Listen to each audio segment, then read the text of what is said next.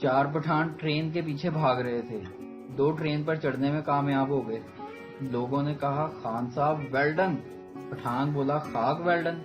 जाना तो उन्होंने था जो नीचे रह गए, हम तो इन्हें छोड़ने के लिए आए थे। क्यों मियाँ, शादी से खुश तो हो ना?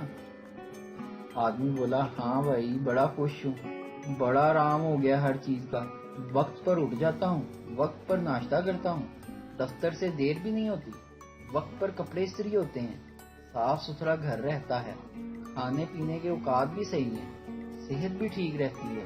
बुजुर्ग, चलो अच्छी बीवी मिल गई तुम्हें जो इतने सारे काम करती है। आदमी, नहीं जनाब, सारे काम तो मैं खुद करता हूँ। बेगम ने तो हर काम का वक्त मुकर्रर कर दिया है और सख्ती से इस पर अमल भी करवाती है। हमसायों के घर पकी हुई बिरयानी की खुशबू का मुकाबला दुनिया का कोई भी परफ्यूम नहीं कर सकता। औरत तो सिर्फ अपनी उम्र छुपाती है, लेकिन मर्द बेचारे तो अपना गंजापन, तनख्वाह, लड़कियों के नंबर और तो और पुरानी माशूक भी छुपानी पड़ती है।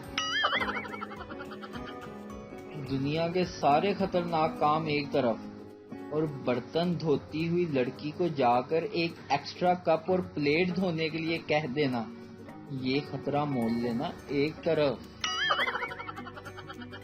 एक आदमी ने पड़ोसन के बच्चे को पीट दिया। पड़ोसन लड़ने के लिए आई तो आदमी ने पूछा, क्या ये आपका बच्चा है? औरत बोली, जी हाँ। क्या आपने इसको मारा है? आदमी बोला, उस बात को छोड़िए, आपकी तो इतनी उम्र ही नहीं लगती। बस लड़ाई वहीं खत्म हो गई। पड़ोसन ने घर जाके अपने बच्चे को दोबारा पीटा।